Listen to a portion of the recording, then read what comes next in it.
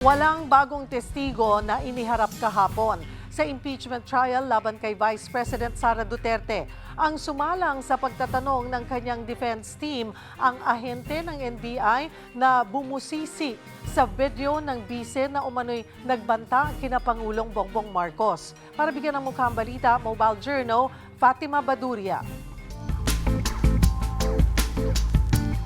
You said that you were trained for 2 weeks? Specific for photo and video, sir. Sir, my questions are answerable by yes or a no. Can Yes, you sir. please constrain yourself to... Yes or no na sagot lang. Yan ang ipinilit ng depensa ni Vice President Sara Duterte nang isa lang sa cross-examination si NBI agent John Mark Calilong na siyang nagsagawa ng investigasyon sa video ng umano'y pagbabanta ng bise kay Pangulong Bongbong Marcos. Pero umalma ang prosekusyon. We cannot constrain a witness to answering either a yes or a no. The witness should be able to qualify.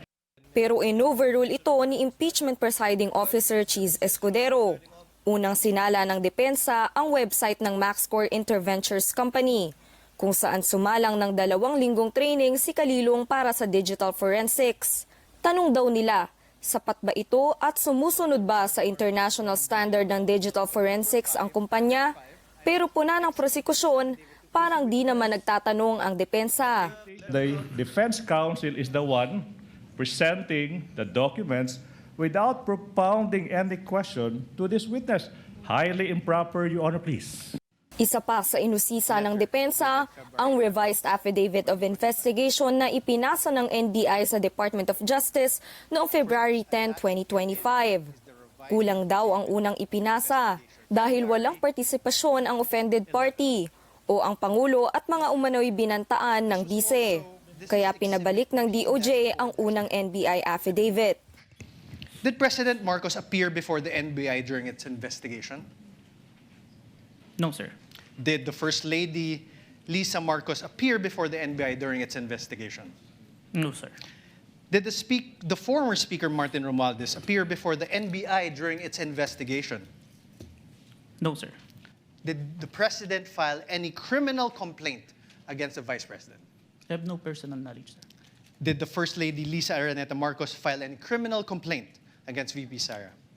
I have no personal knowledge. How about the Speaker Martin Romualdez? Did he file any criminal complaint against VP Sara as a result of the November 23, 2024 online press conference? I have no personal knowledge.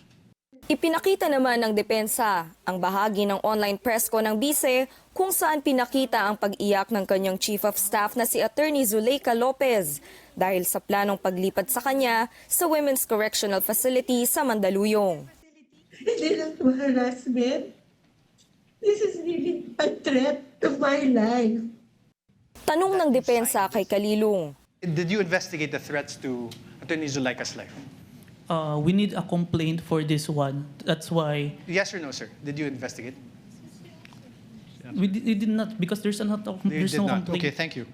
Sunod na nagtanong ang Senator Judges. Si Senator Raffy Tulfo, sumentro ang pagtatanong kung dapat nga bang maghain ng complaint o affidavit ang Pangulo kapag nakatanggap ng pagbabanta. Sa pagtatapos ng huling araw ng trial para sa linggong ito, naghain naman ng mosyon ng prosekusyon para ipasabpina ang green BIR box na naglalaman ng tax documents ng bise at kanyang asawa.